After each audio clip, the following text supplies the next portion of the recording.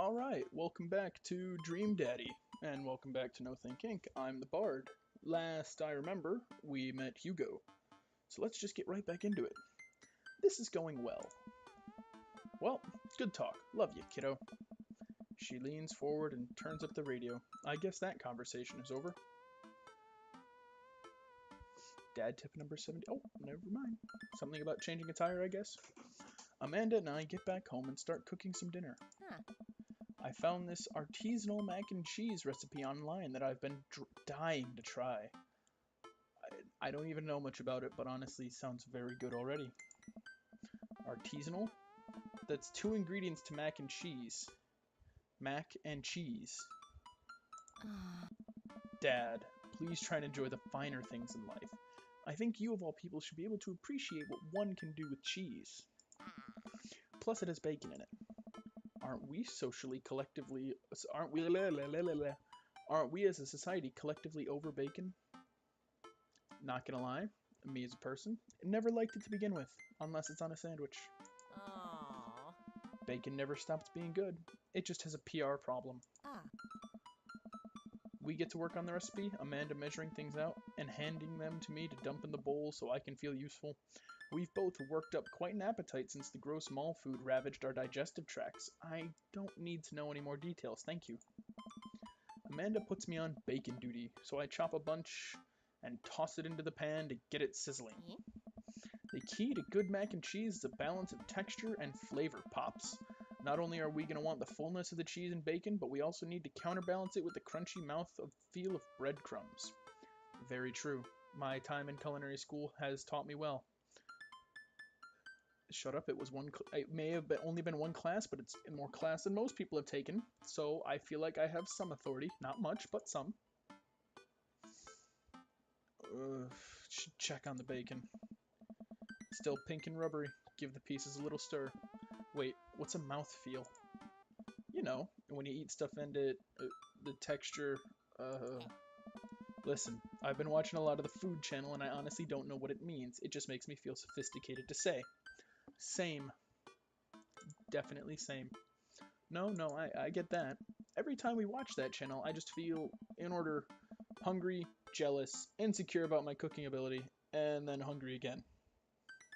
Same. Again, very same. This game, I said it a lot last time, but have I mentioned that I really like this game? It's really good. It's very close to home, and I love it. I liked the mouthfeel of that sentence. Okay. Oh my god. Amanda, mouthfeel isn't just about food. It's also about words that are fun to say. Gregarious. Ooh.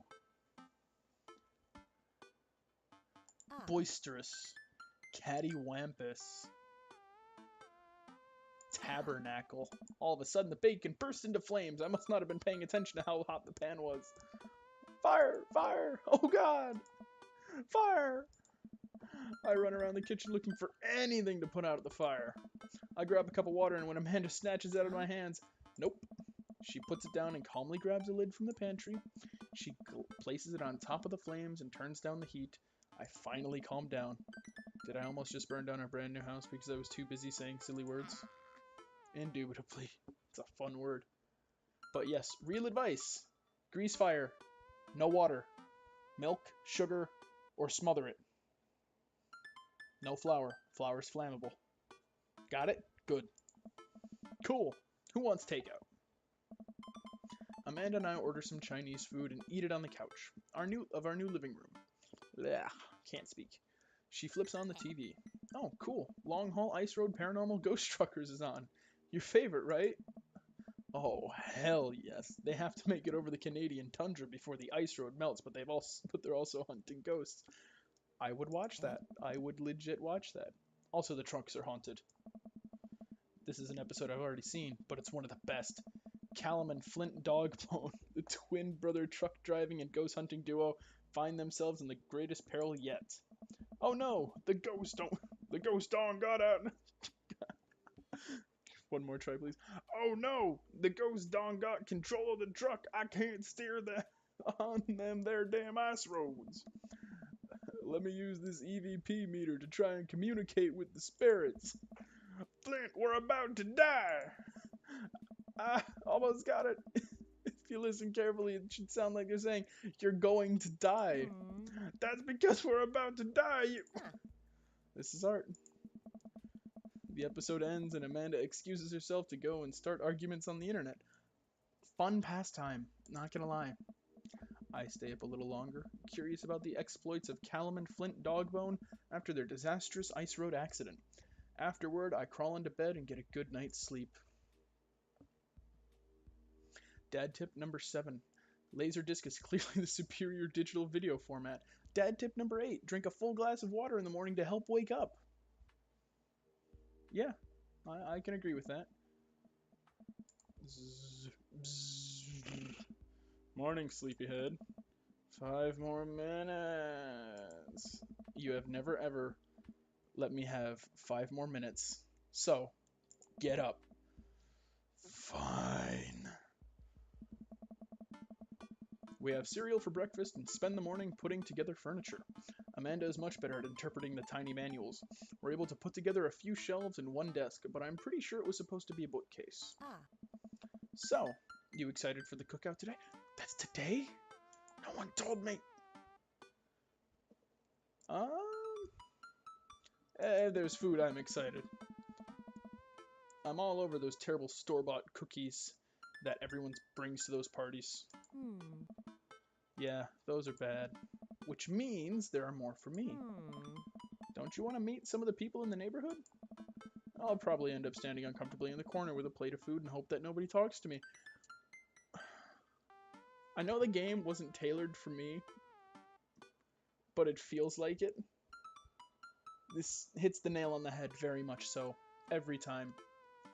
The moment I think it can't get better, it does, and it's fantastic. And I've always wanted to be a dad, you know? Huh. Dad, you're a beautiful work in progress. We will get that butterfly to emerge from the cocoon. Eh? The social butterfly. Well, we better start getting ready. We definitely don't want to be late. Ah. What? No, we have to be fashionably late. Who shows up to a cookout on time? You know what? We're going early, just because you said that. I head out the door and Amanda reluctantly follows. We walk across the street to Joseph's house with a store-bought veggie plate. We didn't want to risk burning the house down again. Hmm. I guess we're not as early as we thought. Joseph's backyard is already packed with people and the smell of hot dogs wafts through the air. Small children run through a sprinkler and adults chat in the small clusters. I set out our veggie plate down on a table next to 2 other veggie plates. Huh. Hey, there's Joseph. I wave to get his attention. The moment he sees us, he jogs over, arms wide. Welcome! I'm so glad you two are here. What was his voice again? He'll have my voice. They'll all have my voice from now on. I don't remember. Except Brian. He gets a nice, deep voice. Maybe Robert, too. And you brought veggies. Let me introduce you to my family. Kids, come on over here. This is Chris, my eldest. Hi. This is Christian and Christy. They're twins. Whoa. They stare creepily and say nothing. Moving on. Huh. Then, of course, there's our youngest, Krish. Wait, where is Krish? Maybe Mary put him in his crib. Oh no, it's the woman from the bar the other night. What is she doing here? Oh, and how could I forget my lovely wife, Mary? Hmm. Joseph pecks her on the cheek. She smiles. Ah, Mary, sweetheart, did you put Krish to bed? Hmm. I'll have to go look for him. What? You'll Joseph takes a moment and regains his composure. Mary, this is our new neighbor, Bard, and his daughter, Amanda. Ah. I'd shake your hand, but I have a glass of wine I need to tend to. I love her. Nice to, meet you, Mary, for the first time. Charmed. Well, I have to go over there now. Mary leaves. Oh god, this is so awkward. I wonder if Joseph knows. I wonder if Mary knows that Joseph knows. I wonder if Joseph knows that Mary knows that I know. It takes all of my energy not to run away from the barbecue and start fresh in a new city. My wife has a wonderful sense of humor, but please, you two enjoy the barbecue. All the guys are really excited to meet you. Have you met Matt yet? Who? Hey Matt, come meet our new neighbors. This is Bard and Amanda. Ooh, pretty. Amanda and I both give him a wave. Hey, I'm Matt. Nice to meet you. Matt runs the coffee shop down the street. He bakes a mean carrot cake. Matt grins sheepishly. He also knows everything about music. His record collection takes up a whole wall of his house. That's me, the music guy. I like him already. That's a bit of an understatement. He also used to be in a... I'm just the music guy. Always stoked to discuss music. Tunes and stuff. Hey, dude. That's so cool. I love music. Hey. Matt's ears seem to perk Hey. up. Oh, yeah? What kind of stuff do you listen to?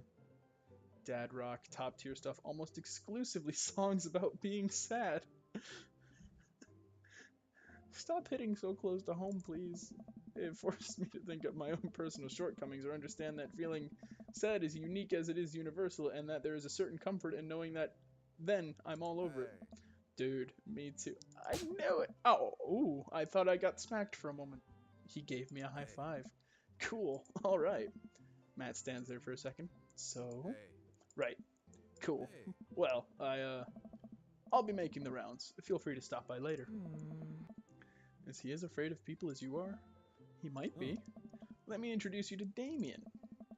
Joseph beckons a tall man in gothic attire over to the conversation.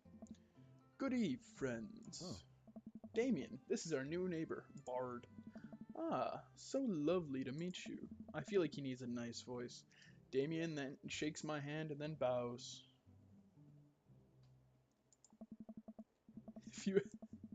If ever you're interested, it would bring me a great pleasure to host you for a spot of afternoon tea. Wow, yeah, that sounds rad. Splendid. Well, I must be off. Perhaps our paths shall cross again. Damn. What a class. Anthrax, shut up, man. Leave me alone. You know what I'm doing. Stop it. I told you, my internet took a shit, so I was recording. Stop it. I don't know if they can see this in the recording or not, but stop it. Stop it. I'm leaving this in. You done?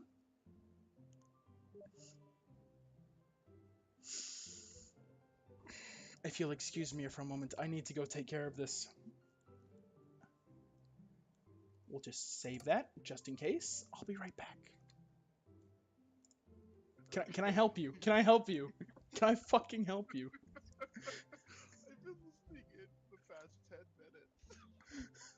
Just while I'm editing Borderlands. Can I help you? Can I fucking help you? It's very distracting that you joined. Do I at least sound like I'm having a good time? Yes, you do. Good. I wonder how long this has been going. This is a good chance for me to check. It doesn't say. Okay. Yeah, it does. It says, Oh yeah, 13 minutes. That's good.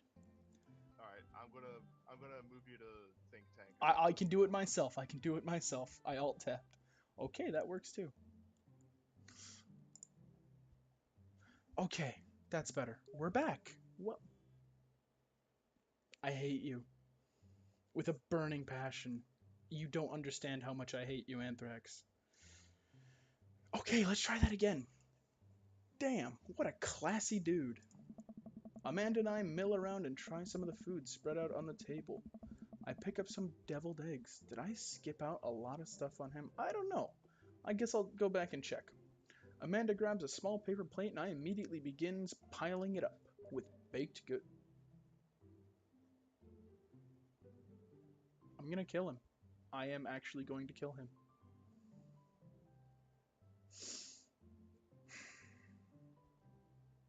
I'm so sorry about all of this. Don't worry, my faithful employees. I'll make this right on your behalf. If Anthrax disappears, you know why. I'm not actually going to do anything. I love the guy. I pick at some deviled eggs. Amanda grabs a small paper plate and immediately begins piling it with baked goods. Ugh, I don't want to have to make friends. Same. Big mood. Aww. Come on, Dad. Who are you going to party with when I go off to school? But I don't want to have to do pleasantries. Dad? Ugh, they're gonna talk about weather. Ugh. Go, do it, make a friend. But how could I possibly abandon my only child at a social function? That's bad parenting. Yeah. This plate of cookies is my new dad. Bye. Wow, fucking rejected by cookies. Amanda shoves me into the center of the yard. Well, here goes nothing. I look around the party and am surprised to see some familiar faces. Oh, it's the coffee guy, or is he the music guy? Didn't I meet that guy at the bar? Didn't that guy throw a frisbee at my head? That mysterious goth guy. Isn't that Amanda's teacher? Hey, I know Craig. But wait a second, all these people live in our cul-de-sac. That can't be right. I'd better investigate. Talk to Robert and Brian, Matt, Hugo and Craig, Joseph and Damien. I'm liking Robert and Brian so far. I glance across the yard and notice Robert and Brian chatting over drinks. Man, I don't want to deal with being one-upped by Brian, or whatever happened with Robert last night. Oh no, they caught me staring. Oh no, Brian's waving me over. Shoot. I flash a smile and walk over to them. Hey, guys. Bard, how the heck are ya? Settling into the neighborhood all right? Oh, you betcha. Got the living room in order at least? That's great to hear. I've been doing some living room work as well. Finally got the 50-inch in there. The game looks great in high def. Oh boy. Bard, have you met Robert yet? Yeah, we've met. Robert regards me over his whiskey. Good seeing you again. We were just talking about my most recent camping trip. Spent a night out in the woods with Daisy and Maxwell. She's definitely an outdoorsy one. Even caught her first fish. It's good to see you taking your daughter out like that. I bet she loved it. You're a good man, Robert. I like you. Hey. And it's great she loves the outdoors. Mine loves being inside. Brian raises his eyebrows at me. Being inside making art. She won a local competition for that art. Yep. Did I put it on too strongly? Robert stares at me blankly for a second. Anyway, I haven't gone camping in years, not since the last time. Same here. Well, things change once you have Wait, what happened the last time? Robert takes a long sip of whiskey. Well, old Johnny Boy and me were out in the back country. Johnny Boy's a strong kid. Met him in my army days. Comes from Kansas. They build him tougher out there. Anyway, things go south pretty quick. Johnny Boy breaks his ankle when the rope bridge snaps. You can see the bone popping out through the skin. Johnny Boy's screaming now, crying for his mama, losing blood. We're 2 days from the next living soul, and here I am with my dear friend bleeding out in front of me. I'm able to dress the wound, but now I got a fireman carry a 6-foot, 180-pound man over some of the toughest terrain I've ever been in. I won't lie to you, there were moments during those 2 days when I thought about leaving old Johnny Boy. But you build a bond with your brothers in arms, and that bond never breaks. I got that boy back to civilization, but I lost some of me out there. I guess that's camping for you. Brian and I stare in disbelief. Robert takes another long sip of whiskey. I'm just kidding. My friend John and I went inner tubing down a river and I lost a flip-flop. Missed that kid. I don't know which version of the story I like better, honestly. Brian and I laugh nervously. Or am I kidding? Brian and I tense up again. I'm kidding. Phew. Amanda and Daisy barrel up to us, laughing. Daisy is holding a paper plate in front of her like a steering wheel. We gotta get off this haunted truck. Oh no, the ghost locked the doors. Quick, hit the emergency escape button. But trucks don't have emergency escape buttons. Then hit the brake, I guess. And then we'll get out of the truck. The imaginary truck. Anyway, we're safe from the ghosts, but how will we ever survive the Arctic tundra? Daisy, you might have to eat me. Are you prepared to do that? I'm prepared to do anything to survive. That's cold-blooded. I like that. Although I'm not sure I have the materials required to properly cook you. You know, that reminds me of the last time I went skiing. Robert? Wait a second. Are you guys playing Long Haul Ice Road Paranormal Ghost Truckers? Yeah! Amanda and I love that show.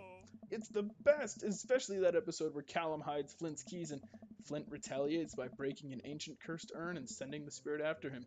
Yeah, it's such a quality reality television.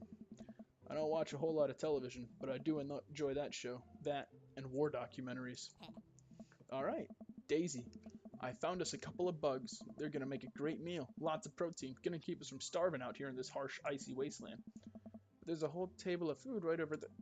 Daisy, it's a game. We're playing pretend. It's what kids do. Live a little. Amanda gives Daisy a handful of gummy worms from the snack table, and they eat them with mock disgust. Let's go find kindling for a fire. Okay. but not an actual fire, because we're playing pretend. Now you're getting it. Daisy and Amanda run off. What a cute couple of kids. Damn right. Great game. Love the game. Have I mentioned I love the game yet? It's a great game. Man, I've never seen her get along with anyone so quickly. I guess Amanda just sort of has a way with kids. That's kind of amazing. Daisy doesn't really get along with kids her age. It's nice that he's not trying to one-up me this time. Maybe we can have a regular friendship after all. Really? She just kind of keeps to herself. Her teacher says she always spends every recess in the library. I think the other kids are intimidated by her intelligence. There it is. I wouldn't worry about it too much. Amanda was shy at Daisy's age too. She used to have a habit of crawling under tables and crying every time we took her to a restaurant. She bit people too. Ho ho ho! Kids, right? Gotta love them. You're required to by law. Oh. I guess it's a good thing I'm a teacher then. I hear that. Well, since they're getting along so well, maybe we should try to put together a little play date for them. They do seem to get along really well, but the thought of continually hearing about all of Brian's accomplishments is rough. Yeah, that'd be nice. Well, I don't want to take up too much of your time. Go meet some of the other fellas. Joseph and Damien, Matt, Hugo, and Craig. Matt and Hugo seem to be embroiled by an intense discussion. Craig looks on, smiling politely. I walk over and say hello. I'll be right back.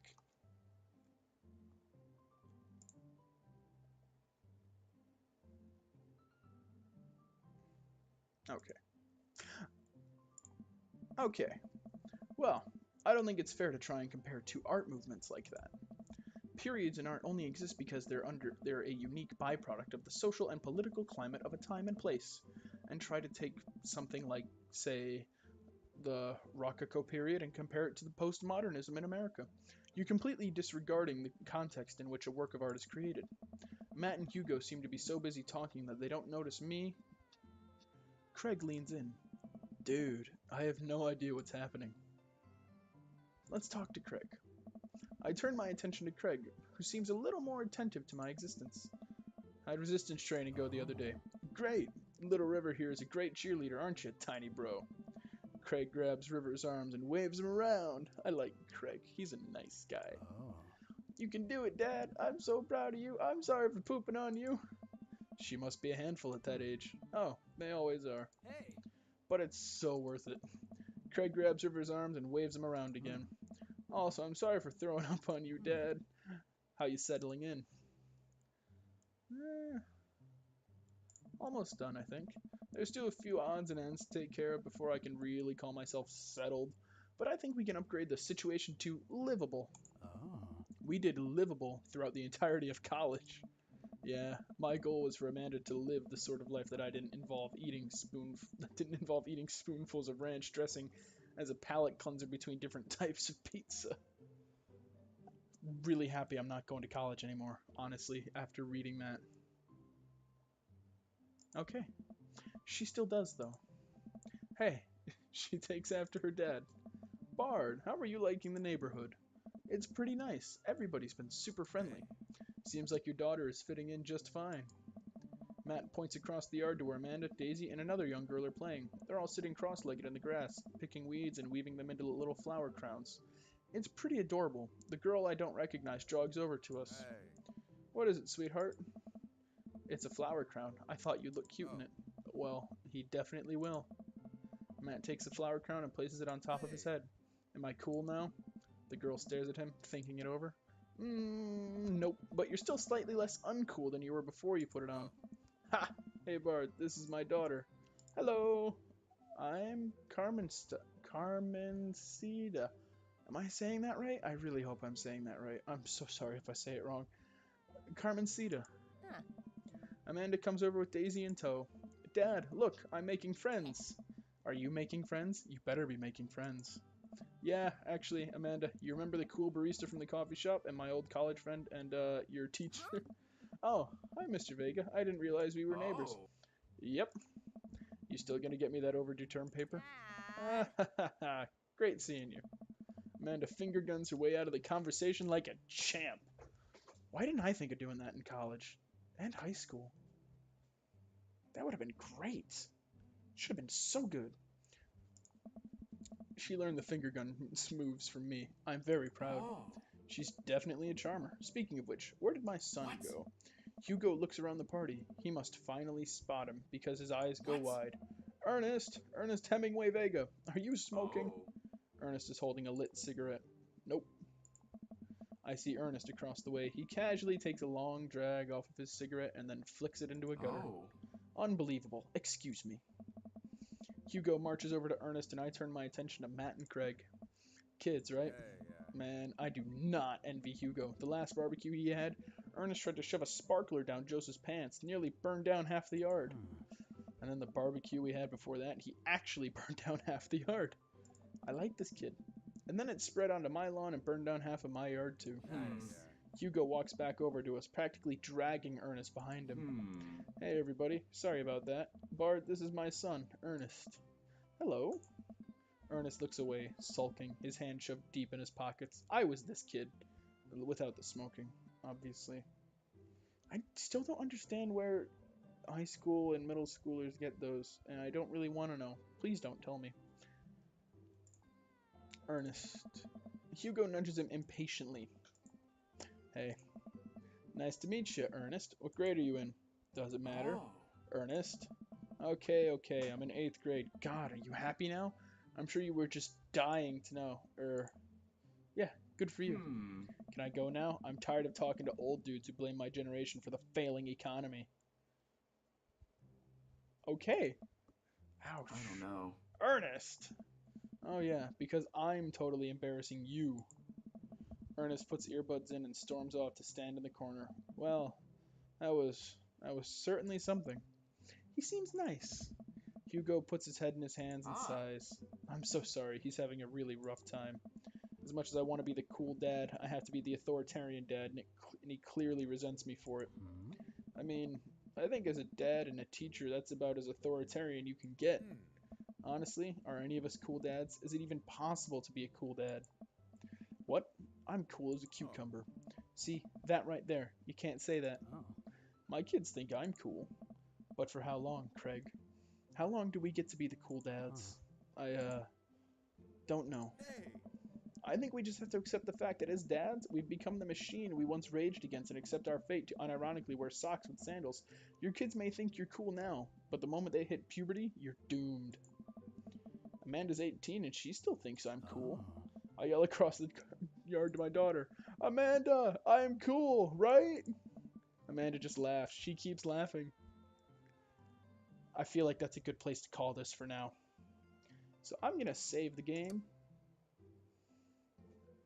And I'm going to say goodbye. I'll be back soon with more of this, I promise. I love this game. I'm loving it so far. Loving every second. Been embarrassed by my child. Met some new dads. It's been a good day. And with that, I guess I'll see you later.